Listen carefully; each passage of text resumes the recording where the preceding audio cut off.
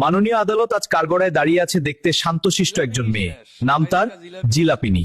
মাননীয় আদালত, এই জিলাপিনীর অপরাধ হচ্ছে সে বছরের 12 মাসের মধ্যে প্রায় 11 মাস খুব শান্তশিষ্ট থাকে, কিন্তু রমজান মাস আসতে না আসতেই সে তার অপরাধ জগতে পা রাখেন। অর্ডার অর্ডার অর্ডার, অপ্রয়োজনীয় কথা বাদ দিয়ে জিলাপিনীর অপরাধ অন্বেষণ করা হোক। অবশ্যই ইউরোনার, এই জিলাপিনীর অপরাধ হচ্ছে সে রমজান মাসে এসে ইফতারের সময় সে তার সৌন্দর্য দেখিয়ে রোজাদারের ইমোশনকে কাজে লাগিয়ে ইফতারকৃত চোনামুড়িতে এমন ভাবে মিশে যায় যা অনেক রোজাদারের পছন্দ না, এবং অনেকেই মন খারাপ করে চোনামুড়িতে জিলাপি দেওয়ার জন্য।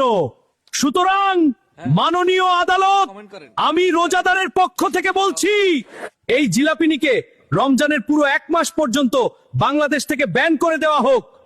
অর্ডার অর্ডার, সকল প্রমাণের ভিত্তিতে আদালত একপক্ষ বিচারের সমর্থন করছে না, কারণ একটি জিনিসের ভালো খারাপ উভয় দিক থাকে। দর্শক, এই মামলার বিচার আপনারাই করেন, দেখি কে কেমন বিচার করেন। সবাই কমেন্ট করেন এই জিলাপিনির কি শাস্তি হওয়া উচিত। আর হ্যাঁ, ফলো করে রাখবেন।